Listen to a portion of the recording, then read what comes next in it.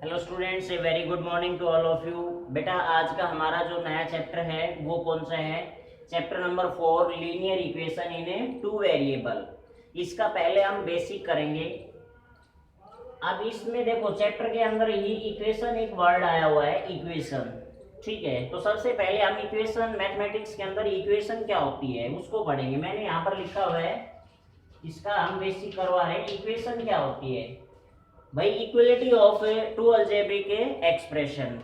मैं ये कहूँगा कोई भी दो अलजेब्रिक एक्सप्रेशन है, अगर उनको बीच में इक्वल का साइन इंक्लूड कर देते, दोनों को इक्वल के इक्वल रखते हम, तो वो क्या बन जाती है? इक्वेशन। फॉर एग्जाम्पल, जैसे हमारे पास 5x + 7 है, ये अलजेब्रिक एक्सप्रेशन है। एक अलजेब्रिक एक्सप्रेशन और लिख दिया मैंने, क्या? 3x + 2 लिख दिया। अब दो अलजेब्रिक एक्सप्रेशन है और इनके बीच में किसका साइन हमारे पास? इक्वल का साइन लगा दिया, तो अब ये हमारे पास क्या बन गई है? इक्वेशन बन जाएगी। क्या बन जाएगी? इक्वेशन। अलजेब्रिक एक्सप्रेशन का हमने अच्छे तरीके से डिफाइन किया था कि बेटा अलजेब्रिक एक्सप्रेशन क्या होता है? Combination of constant and variable with some mathematical operation. ठीक है, कोई भी अलजेब्रिक एक्सप्रेशन अगर उसमें इक्वल का साइन और इंक्लूड कर दे, इक्वेशन, इक्वलिटी, ठीक है, इक्वल का साइन और इंक्लूड कर देंगे तो वो क्या बन जाएगी? हमारे पास इक्वेशन बन जाएगी। अब पोलिनोमियल पढ़ा था आपने, पोलिनोमियल सेकंड चैप्टर में पढ़ा था हमने पोलिनोमियल के बारे में। पोलिनोमियल क्या होता है? कोई भी अलजेब्रिक एक्सप्रेशन होता है इन विच टू और मोर देन टू टर्म्स होती है उसके अंदर, ठीक है ना। तो हमारे पास देखो, लीनियर इक्वेशन क्या होगी, इससे पहले हमें पढ़ना है लीनियर पोलिनोमियल क्या होता है। अब लीनियर पोलिनोमियल है वो अच्छे से पढ़ा हुआ है। लीनियर पोलिनोमियल क्या होता है भाई? वो पोलिनोमियल जिसके अंदर वेरिएबल की हाईएस्ट पावर 1 होती है। जैसे मैंने लिख दिया यहाँ पे 5x + 7 लिख दिया मैंने, ये एक लीनियर पोलिनोमियल है। लीनियर पोलिनोमियल क्यों भाई? इसमें वेरिएबल क्या है? x, और x की सबसे बड़ी पावर कितनी है? 1, तो ये लीनियर होगा। अब लीनियर पोलिनोमियल में अगर इक्वल का साइन और इंक्लूड कर दें, ठीक है, तो वो क्या बन जाएगी? लीनियर इक्वेशन बन जाएगी। अगर मैंने लीनियर पोलिनोमियल को इक्वल का साइन इंक्लूड करके इक्वल टू में 0 लिख दिया, तो अब ये लीनियर पोलिनोमियल नहीं है, अब ये क्या है? लीनियर इक्वेशन है। अब डेफिनेशन पे आ जाओ। डेफिनेशन मैंने यही दी है, an equation involving only linear polynomial. भाई वो इक्वेशन जिसके अंदर लीनियर पोलिनोमियल है उसको हम क्या कहेंगे? लीनियर इक्वेशन कहेंगे। ठीक है, तो अब जैसे हमने पढ़ा हुआ था, जर्नल फॉर्म क्या पढ़ी थी? Linear equation in one variable. Linear equation in one variable क्या पढ़ी थी हमने? ax + b पढ़ा था, ओनली इन वन वेरिएबल।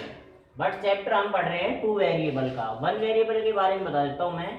यहाँ पे ओनली एक अननोन क्वांटिटी है, x। ठीक है, सिंगल वेरिएबल है, तो इसको हमने क्या बोल दिया? Linear equation in one variable. अब ये कहोगे सर इक्वेशन नहीं, ये तो पोलिनोमियल है, इक्वल टू में 0 लगा दिया, अब ये क्या बन गई? इक्वेशन। तो ये तो सिंगल वेरिएबल की होगी। अब लीनियर इक्वेशन इन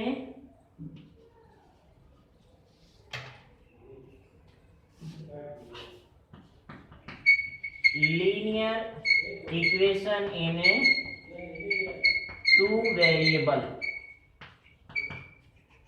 टू वेरिएबल में लीनियर इक्वेशन की जर्नल फॉर्म क्या होगी? क्वेश्चन आएगा फर्स्ट एक्सरसाइज के अंदर, ax + by + c = 0।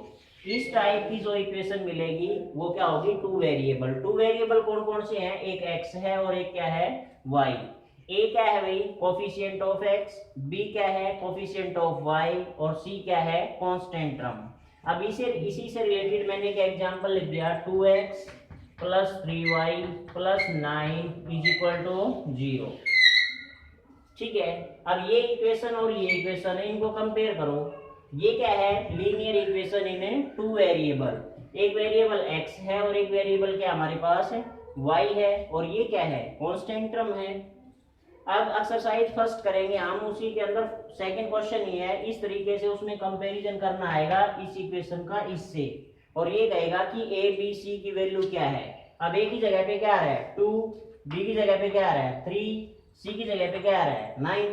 तो ए बी सी की वैल्यू हम इस तरीके से फाइंड आउट कर सकते हैं। अब मैं एक बात और बता देता हूं आपको, कोई भी लीनियर इक्वेशन इन टू वेरिएबल है, ठीक है, उसके इनफाइनाइट मैनी सॉल्यूशन होते हैं। अब सॉल्यूशन क्या होता है भाई, स्टूडेंट ये पूछेंगे सर सॉल्यूशन क्या होता है।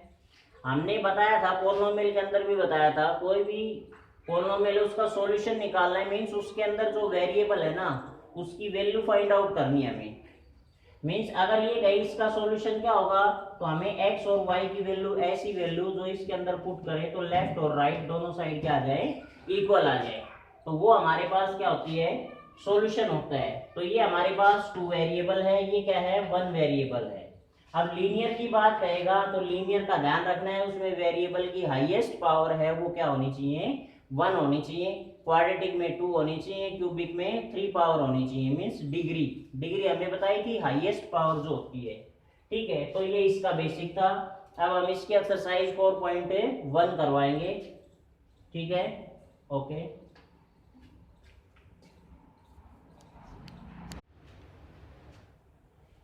देखो बेटा, अब हम एक्सरसाइज कर रहे हैं जो चैप्टर नंबर 4 है उसकी फर्स्ट एक्सरसाइज 4.1, जिसका फर्स्ट क्वेश्चन है, इसका बेसिक हमने कर लिया है। फर्स्ट क्वेश्चन, इसमें ओनली 2 क्वेश्चन है, दोनों क्वेश्चन मैंने लिखे हैं। फर्स्ट क्वेश्चन है the cost of a notebook. एक नोटबुक की जो कॉस्ट है इज ट्वाइस, ट्वाइस का मतलब 2 टाइम्स, दोगुनी जिसको बोलते हैं, twice the cost of a pen. ये कह रहा है एक नोटबुक की जो प्राइस है, कॉस्ट है, वो पेन की कॉस्ट से क्या है, ट्वाइस है, मीन्स 2 टाइम्स है, दोगुनी है। भाई सीधी सी बात है कि अगर हमारे पास पेन 5 रुपीज में आता है, हमारे पास पेन की कीमत 5 रुपीज है, तो नोटबुक की कितनी हो जाएगी, इसकी दोगुनी कितनी हो जाएगी, 10 रुपीज हो जाएगी या नहीं हो जाएगी। तो इस तरीके से बिल्कुल सिंपल सा क्वेश्चन है। तो ये कह रहा है हमें right a linear equation in 2 variable, इससे हमें क्या बनानी है, इक्वेशन बनानी है, लीनियर इक्वेशन इन 2 वेरिएबल। अब तो 2 अननोन क्वांटिटीज होनी चाहिए जिनकी वैल्यू हमें नहीं पता है, और 2 अननोन क्वांटिटीज हैं, वो कौन कौन सी हैं, प्राइस ऑफ नोटबुक और प्राइस ऑफ पेन। तो दोनों को हम मान लेते हैं और क्या बना देंगे, इक्वेशन बना देंगे, ठीक है। तो फर्स्ट क्वेश्चन है, इसका जो सॉल्यूशन है, इसके अंदर हम क्या करेंगे, late the cost of a notebook, notebook है उसकी कॉस्ट को हमने क्या मान लिया, x रुपीज मान लिया, ठीक है भाई। Let the cost of a pen, pen की कीमत है उसको हमने क्या मान लिया, y रुपीज।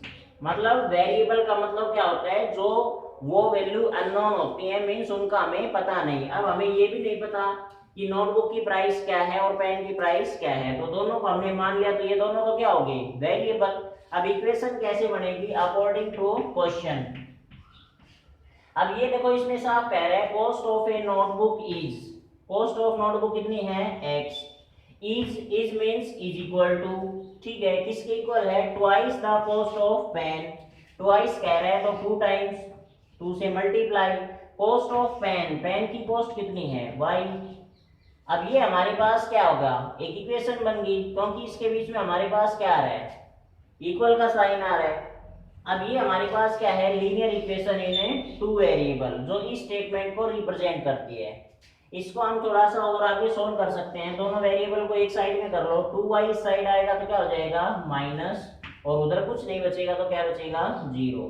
तो ये हमारे पास क्या है भाई, रिक्वायर्ड इक्वेशन। ये जो इक्वेशन वो इक्वेशन है जो हमें इस स्टेटमेंट से बनानी थी, ठीक है। ये फर्स्ट क्वेश्चन है।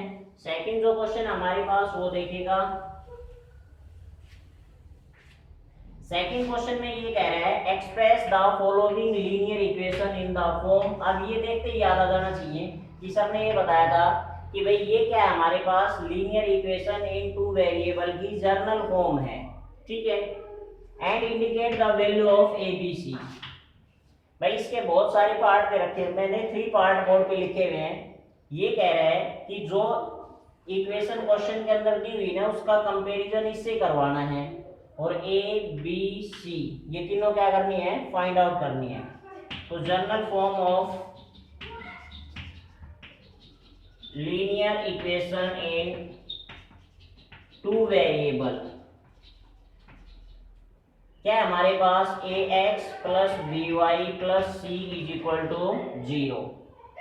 अब जो फर्स्ट पार्ट हमारे पास वो क्या है, 2x plus 3y is equal to 9.35 और इसके ऊपर क्या है, बार का साइन है।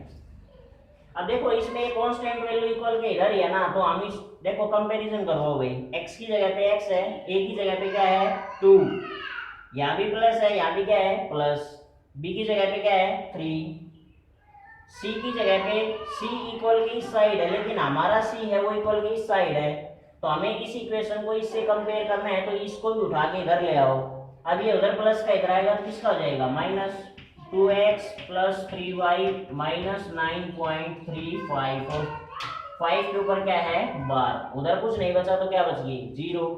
अब ये इक्वेशन, ये दोनों इक्वेशन है ना, ये और ये, इसका कंपैरिजन करो। इसमें a की वैल्यू क्या है, here a is equal to क्या आ जाएगा 2, b इज इक्वल टू क्या आ जाएगा, देखो b कंपैरिजन करो, b की जगह पे क्या आ रहा है 3 और c की जगह पे क्या आ रहा है हमारे पास, यहाँ पे क्या हमारे पास प्लस c है ना, लेकिन यहाँ पे माइनस की वैल्यू आ रही है, तो जिस अगर साइन चेंज है तो वो साइन इसके साथ ही लेना है, ठीक है। तो c की वैल्यू माइनस 9.35 और इसके ऊपर क्या जाएगा बार। देखो यहाँ प्लस होता है, यहाँ भी प्लस, तो ओनली वैल्यू लिखते, अगर साइन बदल रहे हैं तो साइन साथ में लिखना है, ठीक है। सेकंड पार्ट करेंगे इसका।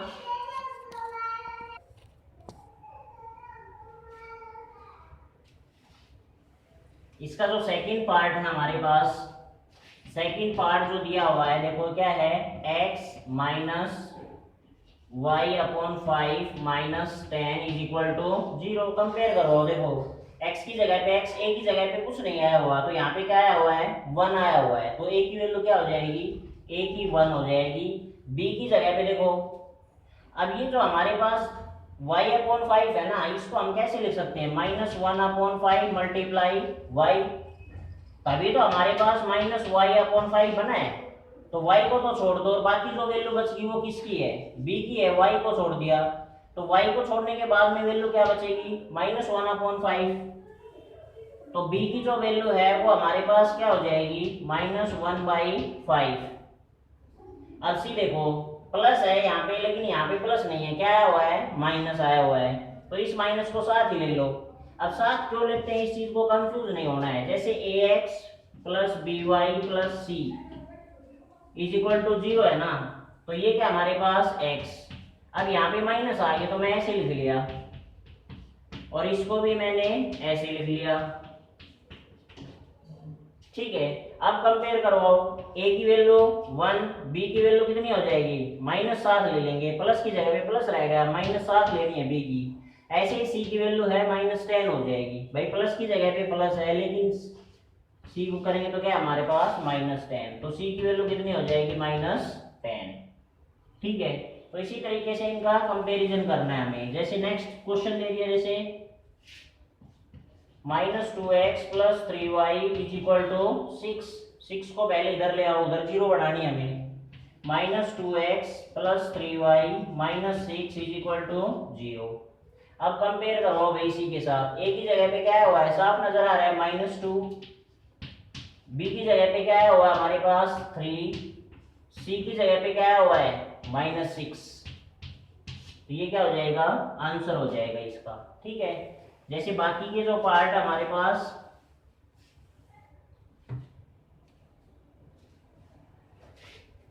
जैसे इसी ने दे दिया फोर्थ जो पार्ट है इसी का, x is equal to 3y दे दिया, इसमें c नहीं है, 3y को इस साइड ले आओ, x माइनस 3y, उधर क्या बच गया 0। अब ax plus by plus c is equal to 0। अब कंपेयर करो, a की जगह पे क्या हुआ है 1 है, मल्टीप्लाई में कुछ नहीं है, तो a की वैल्यू तो क्या होगी 1, b की वैल्यू क्या हो जाएगी, y की जगह पे y, ये वैल्यू किसकी है b की, क्या है माइनस 3, c की वैल्यू क्या है, c वैल्यू है ही नहीं इसमें, तो क्या है हमारे पास 0। तो इस तरीके से इस क्वेश्चन को क्या करवाना है, कंपेयर करवाना है। इसके अंदर 8 पार्ट है, बाकी क्या आपको सोल्व करने हैं। ये फर्स्ट एक्सरसाइज थी, बिल्कुल सिंपल सी है, आप जर्नल फॉर्म का ध्यान रखना है, लीनियर इक्वेशन इन 2 वेरिएबल, ठीक है, ओके।